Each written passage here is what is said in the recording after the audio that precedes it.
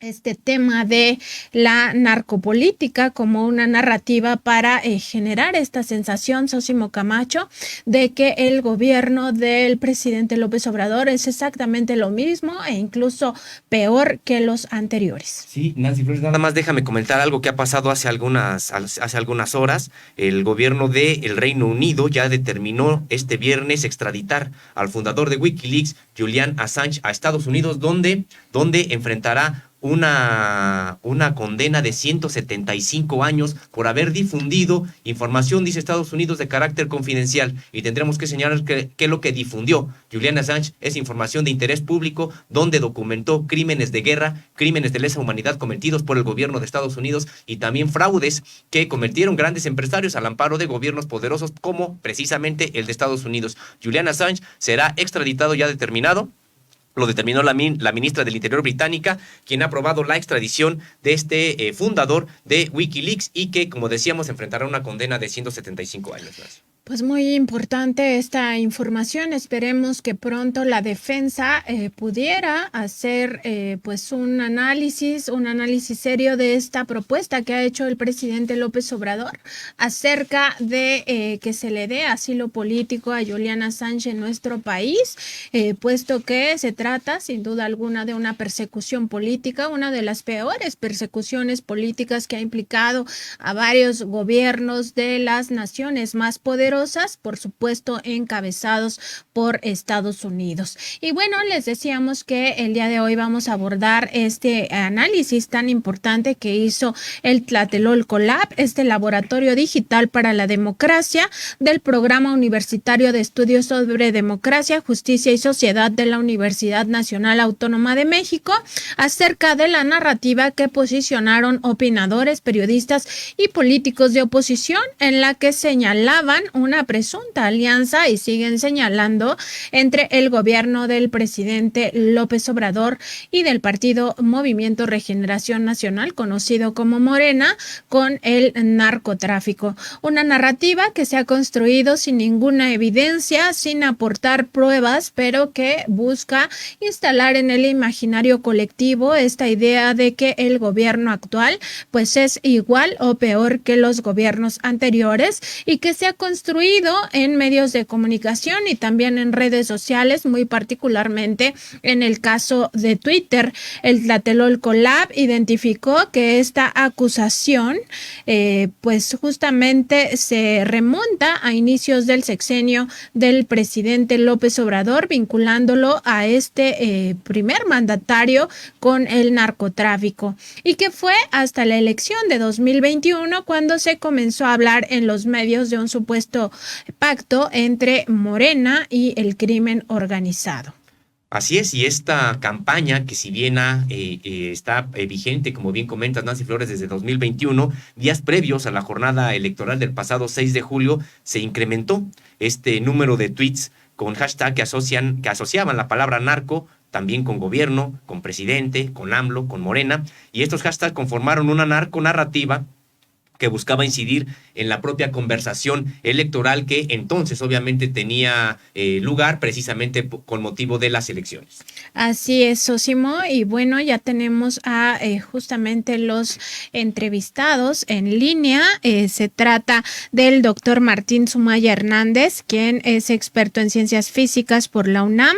Su investigación se ha centrado en el estudio de la estructura y dinámica de redes complejas y el estudio del comportamiento colectivo de sistemas de muchos cuerpos, y también el doctor Eloy Caloca Lafont, quien es doctor en Humanidades por el Tecnológico de Monterrey, actualmente profesor de Filosofía, Metodología y Pensamiento Político e investigador de la Universidad Nacional Autónoma de México. Ambos se encuentran colaborando con este pues importante laboratorio digital para la democracia, conocido como Tlatelolco Lab, y participaron en esta investigación tan interesante que revela, entre otras cosas, que esta narrativa, pues ha usado técnicas que claramente apuntan a una estrategia de medios, una estrategia para desprestigiar a un gobierno y desprestigiar a un partido político de cara a las elecciones que ocurrieron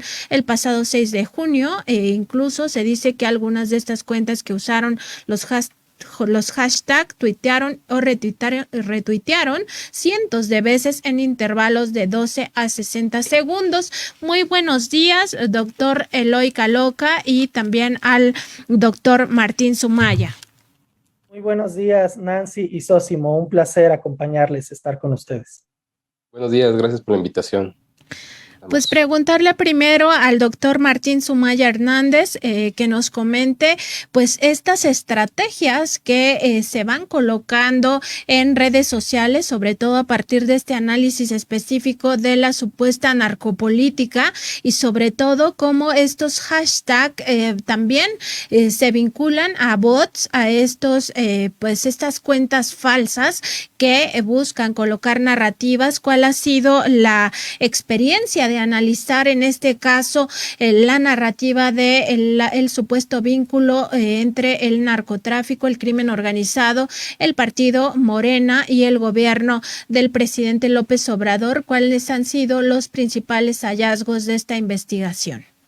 Sí, claro, pues nos dimos a la tarea de investigar así cuál fue la conversación alrededor de las pasadas elecciones y observamos este conjunto de hashtags, ¿no?, que están relacionados con esta narconarrativa y notamos un incremento importante en dos hashtags en particular, ¿no?, que fue narcopresidente y Morena narcopartido.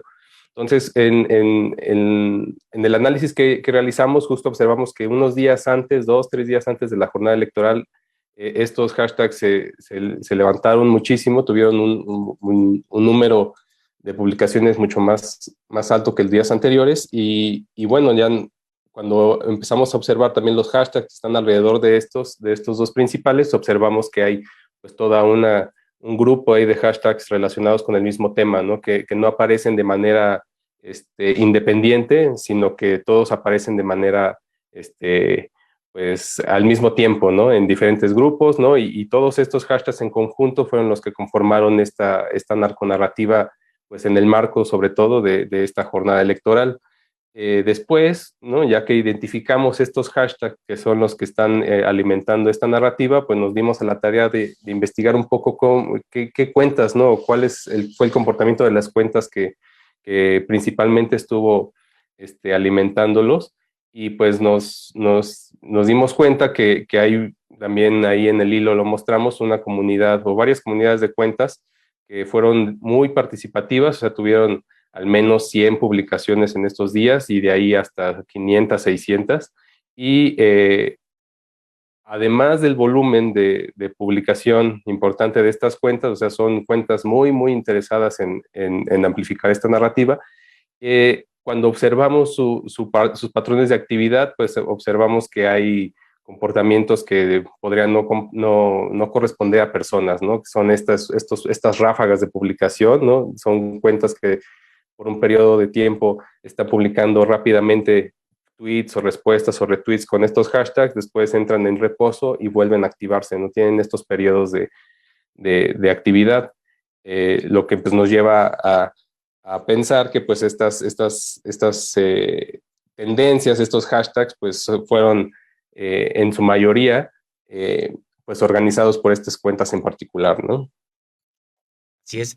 Doctor Eloy Caloca Lafont, pues lo que están ustedes revelando es que hubo una narrativa, una supuesta discusión o información que no fue genuina, que fue prácticamente manipulada desde algunas cuentas para colocar en la agenda de las redes sociales, particularmente de Twitter, esta situación como si fuera una información que fuera auténtica, surgida de los propios usuarios de las redes, pero preguntarle qué tanta incidencia siguen teniendo ya en la realidad, en la sociedad, este tipo de narrativas que no son genuinas, que son manipuladas, que tienen la intención precisamente de impactar en la intención de voto o en la acción que pudiera generarse desde el punto de vista social. ¿Qué tanto éxito tienen este tipo de estrategias? Gracias, Sosimo. Pues yo los adjetivos que utilizaría para esta narrativa en concreto, a partir del estudio que realizamos en Tlatelolco Lab, es que es una narrativa orquestada, impulsada y oportunista. Orquestada e impulsada porque independientemente de casos de violencia que se dieran en casillas o independientemente de los tramas que cada uno de los municipios y estados de este país tengan en tiempos electorales, pues sí detectamos que al momento de las elecciones, que en el contexto electoral surge esta narconarrativa, se impulsa o se amplifica por ciertos actores y es oportunista porque impulsarla justo en las semanas de elecciones tiene un fin político, tiene un fin de incidir en los posibles resultados electorales. Junto con lo que ya comentó el doctor Sumaya, que es el comportamiento anómalo de estas cuentas de Twitter, también hicimos un análisis de medios. Nos dimos a la tarea, el equipo de Tlatelolco Lab, del 1 de junio, al momento electoral, es decir, durante una semana, de ver cuántos textos se habían producido en medios nacionales e incluso internacionales, privados y de un alto alcance, o sea, de una alta cantidad tanto de lectores como de seguidores en sus cuentas oficiales de redes.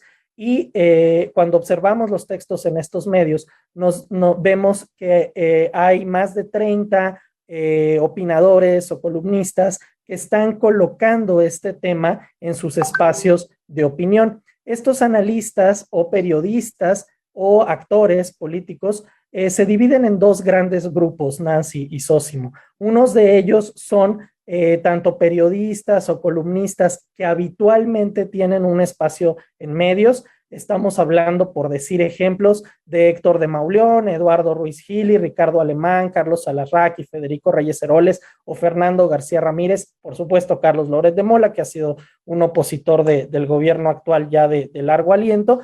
Y en el otro grupo encontramos que se invita a los medios a través de entrevistas o a través de columnas invitadas a una serie de actores políticos que son funcionarios en turno de los partidos políticos de oposición o que han sido funcionarios antes. Estamos hablando, por ejemplo, de Francisco Labastida, Rubén Aguilar, Marco Rubio, que es senador en Estados Unidos, Beatriz Pajés, Lili Telles, Jesús Ortega o Porfirio Muñoz Ledo. Todos estos actores escribieron temas u ópticas relacionadas con el posicionamiento de las narconarrativas y de que había pactos entre Morena, el gobierno federal y los grupos criminales organizados.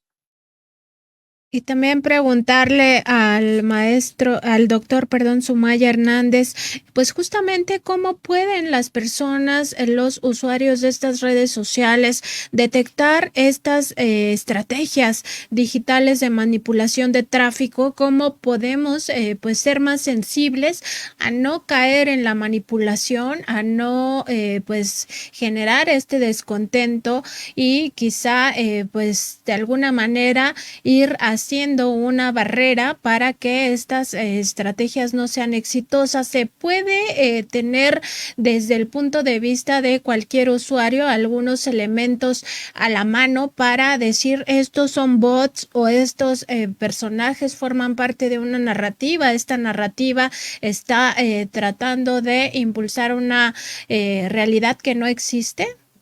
Sí, claro.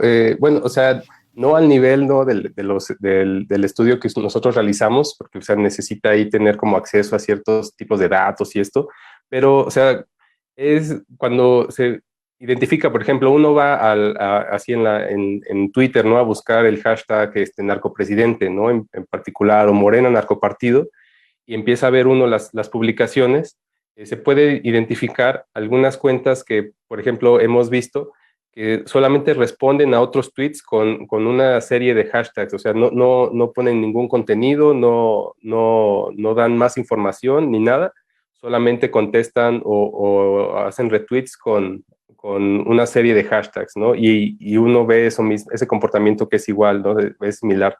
Entonces uno puede ir a estos hashtags, ¿no? Ver algunas de estas cuentas, o sea, identificar porque aparecen, algunas cuentas de estas que estén teniendo este comportamiento, puede ir luego a ver el perfil de esta cuenta, y usualmente algo que hemos observado es de que las cuentas que están enfocadas en este tipo de amplificación, cuando uno ve su timeline, o sea, sus publicaciones son monotemáticas, ¿no? Entonces, tienen, no sé, 3, 5 días o un día completo del mismo tipo de publicaciones sobre el mismo tema, ¿no?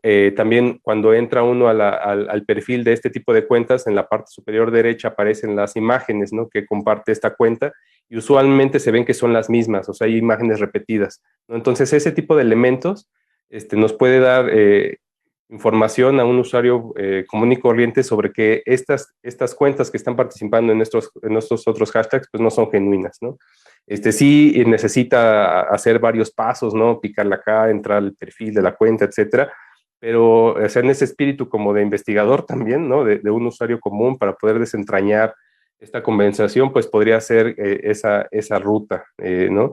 También algo y ya no nos alcanzó el tiempo de incluirlo en esta publicación, pero sí notamos que cuando, bueno, no es que haya una correlación, ¿no? Pero después de que publicamos este estudio, identificamos también un hashtag que se llama el patrón de los narcos, ¿no? Y este fue impulsado principalmente por otro grupo de cuentas que se llama Liga de Guerreros, o sea, autodenomina Liga de Guerreros, ¿no?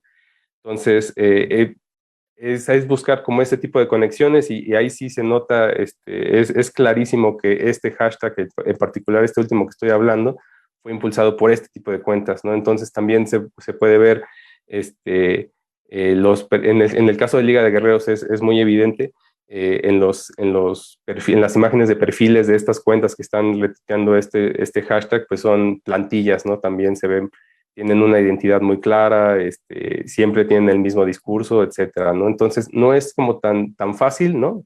Así a simple vista en el timeline de un usuario, sino que tienes que entrar como que a analizarlo, ¿no? Así, cuál es el contenido que está ahí, pero yo me iría por ese tipo de cosas, ¿no? Identificar cuentas que están replicando el mismo contenido, ¿no? Son como plantillas de tweets, los mismos hashtags con la misma estructura. Y doctor Eloy Caló Calafón, las pasadas elecciones que estuvieron en juego 6 gubernaturas, Morena ganó en 4, en las otras 2 en las que no ganó, creció como partido, me refiero en cuanto a la votación, y se lo comento porque quisiera que nos platicara acerca de cuál es el impacto real de este tipo de estrategias, de ese tipo de campañas, particularmente esta que ustedes han analizado a fondo, porque vemos que hubo pues toda una estrategia para tratar de vincular, pues sin ningún tipo de prueba, al actual gobierno federal y al partido Movimiento Regeneración Nacional con el narcotráfico. Toda una campaña muy intensa que ustedes han estado ya analizando, demostrando, que incluyó, como bien comentaba hace unos momentos, pues a periodistas que supuestamente también tienen muchísimos seguidores, muchísimas cuentas. Sabemos que muchos también son bots en el caso de algunos de los personajes públicos que mencionó hace un momento, pero bueno, ellos generan toda una narrativa que busca copar, en este caso Twitter, para que pues ese sea el tema y la gente que a lo mejor no estaba enterada de algunos asuntos crea que se está informando al leer esta cantidad de información. Pero al mismo tiempo decíamos, pues no, probablemente no les funcionó como hubieran querido. ¿Cuáles son las limitantes? ¿Cuál es el impacto real de este tipo de estrategias? Basándonos en el ejemplo de que ustedes realizaron, ¿cuál es el impacto real y cuáles son las limitantes de este tipo de estrategias? Y muchas gracias. Pues entre todos los textos periodísticos que estuvimos analizando, aplicamos técnicas de análisis crítico del discurso y lo que observamos es que hay pocos analistas o pocos textos que realizan una argumentación investigada o que dan pruebas de lo que suponen ellos son los vínculos entre gobierno o Morena con el crimen organizado. Hay unos 3 o 5 de un corpus de 32 textos que son reportajes o que hacen un esfuerzo al menos por citar algunas declaraciones o documentos que no dejan también de ser ciertas suposiciones. El uso del lenguaje, por ejemplo, exprofeso repite una y otra vez que todo es supuesto, es una sospecha, que se ha contado, que se ha dicho. Esto parecen como excusarse, ¿no? De que no lo quieren afirmar de todo de estos analistas, pero lo que terminan haciendo o queriendo hacer es posicionar el tema en las agendas. pero al final las y los lectores y las audiencias, ustedes más que nadie, Nancy y Sósimo lo saben como periodistas, pues son audiencias que también son críticas y que ante declaraciones o ante suposiciones, como por ejemplo, cito textualmente uno de los textos que analizamos, dice, no tengo investigaciones, pero por las pesquisas que he hecho, ¿no? Ese es lo que dice una periodista. Otra persona dice, ¿no? No tengo sospechas, pero alguien que camina como ganso, se junta con gansos y parece uno, pues da indicios de ser uno, refiriéndose a López Obrador y sus supuestos nexos con el narcotráfico. Ese tipo de lenguaje, ese tipo de no tener, de redacción en donde no se tiene ninguna prueba y ninguna evidencia, pues me parece que las mismas audiencias, desde el resultado electoral que ustedes refieren, pues no vemos que no funcionó, ¿no? Que no logró que las audiencias o la ciudadanía comprara del todo estas narrativas. También se hace mucho uso de un recurso que se llama la falacia de causa falsa o causa simple. Se empieza a atribuir que el gobierno de Andrés Manuel López Obrador ha crecido en el número de víctimas de violencia, por ejemplo, dicen los periodistas o analistas. En un gobierno donde tenemos 122,000 a 130,000 personas que han sufrido violencia o han tenido homicidio, pues es claro que hay una vinculación con el narcotráfico. Y lo que hacen es tejer una causa falsa. Vivimos en un país con graves problemas de violencia, eso lo sabemos de antemano, y son problemas que son históricos, estructurales, se deben incluso a las problemáticas propias de cada región y de cada uno de nuestros estados. Tenemos una gran diversidad en México y atribuir todos estos actos de violencia a un pacto, pues es una causa simple o una causa errónea. También otra estrategia que usaron fue el uso de diferentes figuras retóricas, que siempre es válido en periodismo hacer comparaciones, usar figuras retóricas, pero en este tipo de textos con el propósito de demeritar la figura de los candidatos de Morena o de López Obrador, diciendo, por ejemplo, que fueron unas elecciones teñidas de sangre, que el dinero gubernamental está manchado en sangre, y son citas textuales que estoy utilizando, o también que había sicarios apostados en las casillas cuando la ciudadanía acudió a votar, generalizando como si toda casilla de México tuviera estos problemas. Me parece que este tipo de estrategias, sobre todo ante el surgimiento de un periodismo diferente, ¿no? Ahí aprovechamos para decirle a Contralínea que nos gusta mucho su trabajo, de un periodismo más crítico, de un periodismo más plural, donde se nos invita a investigadores, a expertas y expertos en el tema, el surgimiento de periodistas que tienen espacios donde se carga menos de una redacción tendenciosa y se le da más lugar a la investigación o a las evidencias o a las pruebas, hace que la ciudadanía pues un día reaccione, ¿no? Ya no es la ciudadanía seguidora de este establishment, de este establecimiento de periodistas y de medios privados, y busque otras formas tanto de informarse como de votar y como de las figuras políticas que quiere seguir, ¿no? Y de pronunciamientos políticos. Ese sería el análisis, ¿no? Pero los textos, en resumen, están cargados de falacias, de exageraciones, de sospechosismo y de falta de pruebas, por supuesto. Pues muy interesante todo estos descubrimientos que ha hecho el Tlatelolco Lab. Y finalmente preguntarle al doctor Sumaya Hernández, pues todo esto de estas narrativas no es privativo del caso mexicano, y sobre todo también esta influencia que buscan tener a través de estas estrategias digitales de manipulación del tráfico, pues ya lo vimos en el pasado, ya muy documentado con el caso Cambridge Analytica.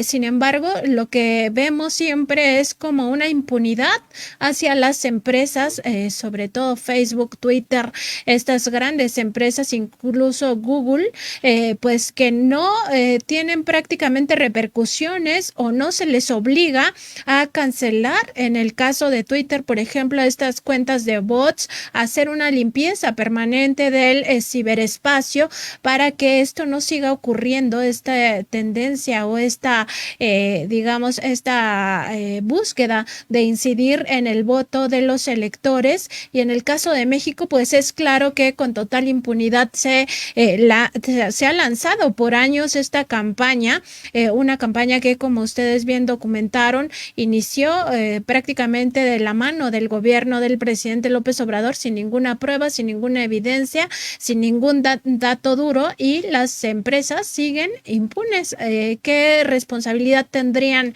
estas grandes transnacionales? Sí, claro, no, ese es todo un tema. Y como parte de ese tema, otro conjunto del equipo de Tlatelolco Lab está trabajando en un decálogo de derechos digitales, ¿no? En donde también ya pronto les daremos más información, y justo se reflexiona sobre justo cuál es el papel, ¿no? O cómo se debería de regular, o en qué maneras, ¿no? El papel, ¿no? Que juegan justo las plataformas y las empresas dentro de toda la conversación que se desarrolla, ¿no? Y uno de los puntos que tomamos en consideración es en particular el de los periodos electorales, ¿no? De cómo es que se debería pues sí, de monitorear y de regular justo cuál es el uso de la plataforma en sí, con estos fines de propagandísticos y de amplificación de algunas tendencias con claros propósitos electorales. Aquí pues vi mencionar que también pues son miles de millones de cuentas las que están participando en las plataformas, y que, o sea, es bastante difícil a una empresa en particular o sea, darle como que toda esa responsabilidad a que ella sea la que haga como que toda la limpieza. O sea, es un tema bastante complejo. Si bien tienen una responsabilidad importante, si no está esta parte del respaldo de una regulación desde una ley, o sea, más como jurídica en el país, o sea, no va a haber como ese paso a tener unas plataformas más limpias, ¿no? Entonces, sí, el tema de las regulaciones y cómo, es todo un tema ahí que está pues pendiente, ¿no? Y doctor Hay que Eloy tomar en Caluca cuenta. Lafón, preguntarle Dígame. qué expectativas tiene acerca de este futuro del Internet, porque a veces pareciera que se trata de un futuro totalmente luminoso, por supuesto, que tiene muchísimas ventajas. Como bien comentó usted hace unos momentos, pues digamos que permitido la difusión de mensajes, la aparición de nuevos medios de comunicación, una pluralidad muy importante, muchos esfuerzos comunicativos que no se podrían hoy entender sin que existiera el Internet. El Internet dio precisamente esa posibilidad y resquebrajó el monopolio que tenían de informativo los grandes consorcios aliados con estructuras de poder político o económico. Entonces, pues sí, claro que celebramos la existencia del Internet y todas las posibilidades que da, pero cuando vemos este tipo de estrategias, no sabemos si lo que nos depara es un futuro ya de control del Internet, donde las narrativas como estas se impongan y sean las que terminen por copar las redes sociales y copar de nueva cuenta, centralizar la información. ¿Qué reflexión puede hacernos sobre este asunto? Muchas gracias. Pues el control es evidente, o sea, yo coincido tanto con el doctor Sumaya como con la pregunta que hacían ustedes, Nancy y Sósimo, sobre cómo las grandes corporaciones es evidente, ¿no? El control en distintas formas de acaparamiento de capital que hacen, tanto en los datos como en la atención, ¿no? Hay una economía de la atención, como también en el ofrecimiento de plataformas políticas o comerciales, ¿no? En donde aparentemente parece que el que tiene el dinero suficiente para patrocinar o hacer difundir contenidos es quien puede ganar más visibilidad. Entonces generan unas competencias también sumamente pues cargadas, ¿no? De guerra sucia, de desinformación. Entonces el control es evidente, pero me agrada mucho una frase que usa el doctor Martín Sumaya en los cursos, en los talleres que también hemos avanzado juntos. Él dice que entender el funcionamiento de estas plataformas,